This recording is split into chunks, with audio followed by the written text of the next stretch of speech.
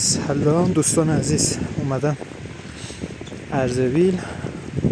بعد دیما هستش و برف میباره. حالا تصمیم گرفتم بیام شورابیل، دریاچه شورابیل، اما شورابیل چون هوا سرده کو نمیتونم برم و برفی کولاکی میخوام برم یه دور شورابیل رو بزنم که تقریبا 8 کیلومتره و که شما بیایید و بگردید. خیلی جای خوشیه، یکی از مناطق دوستی اردبیل.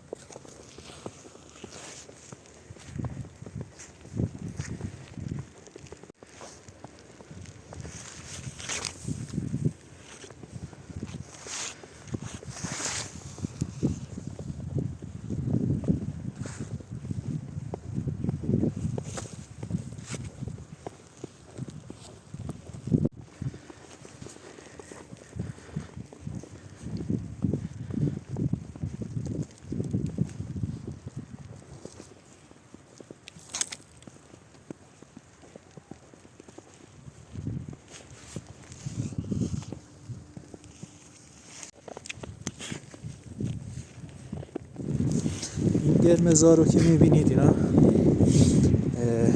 زرشک کوهیه، همون زرشکایی که ما سر برنز اینا میریزیم.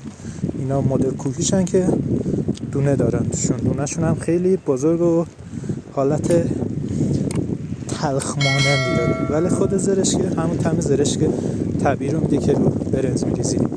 خیلی هم خوشمزه است، البته اگه دونه هاش اذیتتون نکنه. حالت ترش و ملس داره، ترش و حالا طعمش همون لواشک، طعم لواشک دیگه، خوشمزه است.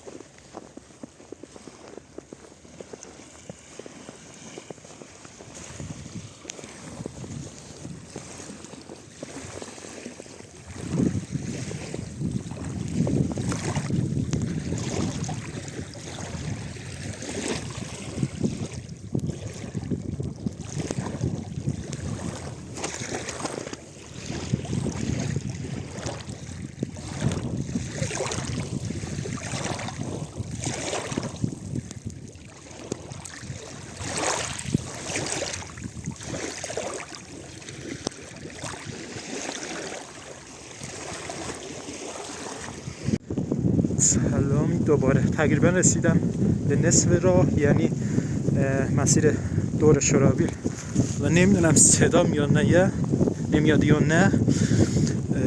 رسیدم به نصف راه از اون 8 کیلومتر که تقریبا میشه 4 کیلومتر و هوام به شدت کولاچی و یخبندان. حالا میبینید دیگه وضعیت.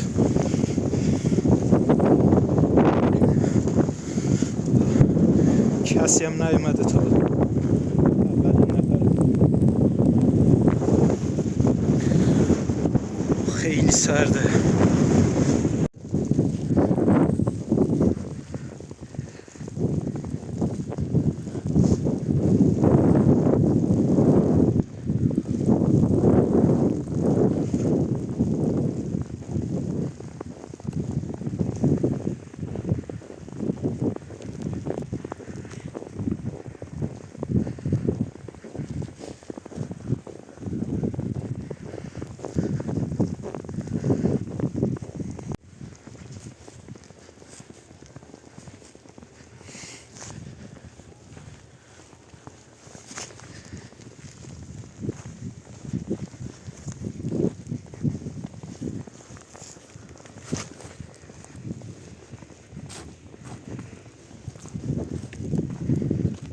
اونقدر سرده گوشه هنگ میکنه. از من خاموش روشنش کن. بعد همه ساله تو زمستون پرندگای مهاجر از سیبری اینا میان. الان هم نمیدونم تو گوشی مشخصه یا نه، اونا الان اردکن دارن پرواز میکنن. رفتن از طرفای سیبری میان، زمستون اینجا سپری میکنن. خیلی سرده، دستام یخ زد، یه گوشی هم دیگه کار نمیکنه، همش خاموش میشه.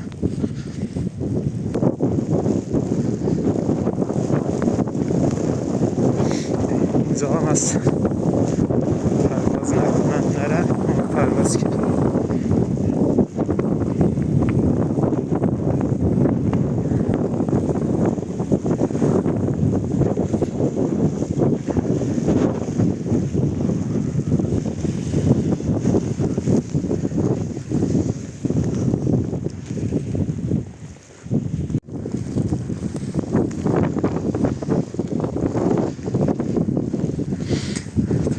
تقریبا 80% راه اومده.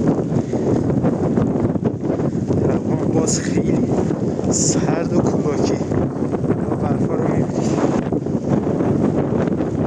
هوایی هم نیست.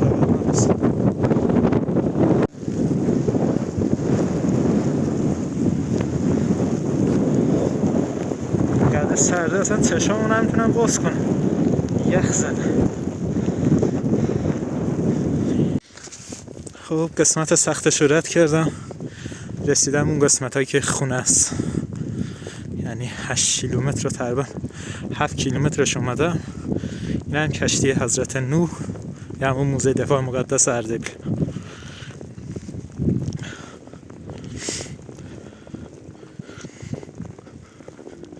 حالا این ورا به خاطر اینکه خونه اینا هست یکم از شدت سوزش کم، ولی بازم سوز و سرما داره.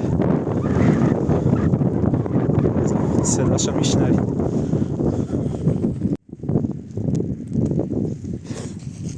این نارنجیه که میبینید یه نوع میوه است که شهرداری کاشته. اسمش معادل خیلی طعم خاصی نداره، ولی بازم چیزی حس کنم تو هم خانواده های زغالخته باشه که دوران مدرسه می‌رفتن تو کنار مدرسه. حالا طعمش هم یکم شیرینه، خوشمزه هم هستش، ولی خیلی ها نمیدونم میوه‌است نمیخورن. الان هم یخ زده، انگار داشت زغالخته یخی می‌خوری.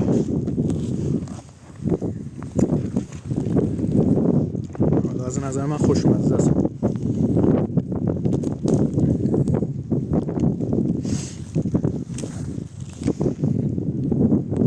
زغالخته یخی.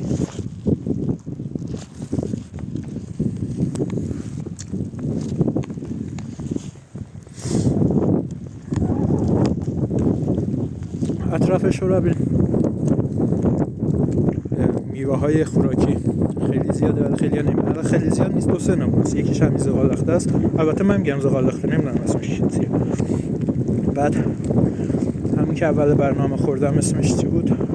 زرشک کوهی، همون زرشک وحشیه ولی اونم بازم خیلی ها نمیدونم. اون طعم ترش و شیرین داره، یعنی چیز تو مایه های ملس، خیلی هم خوشمزه است.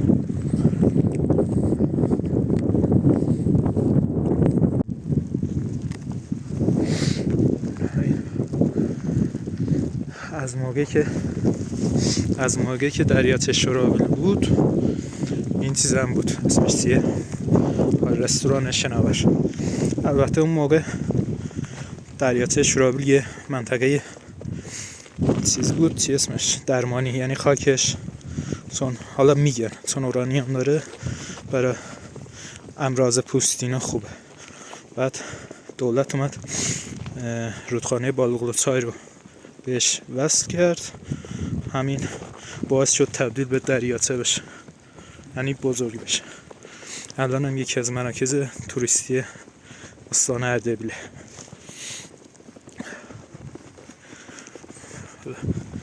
درش بسته است.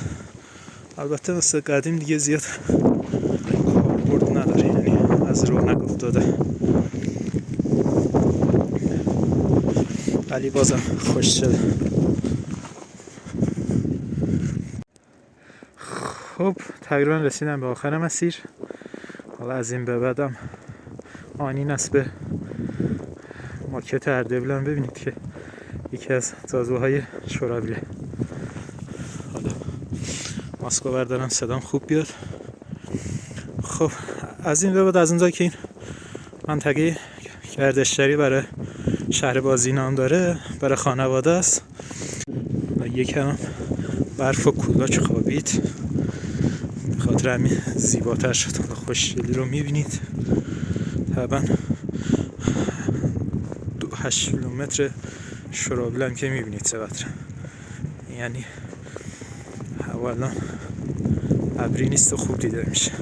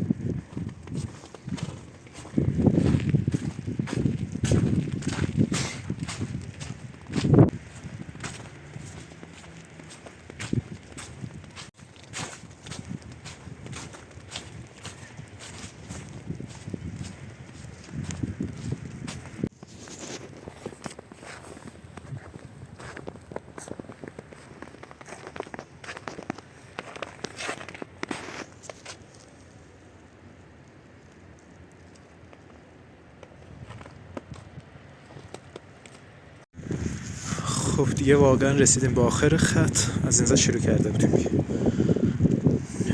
حالا ساعت هم نگاه کنید، ساعتی که شروع کردیم فکر کنم 2:30 بود، حالا دیگه یادم نیست، 2:30 بود. الان 4:30، تقریبا 2 ساعت طول کشید 8 کیلومتر رو بریم.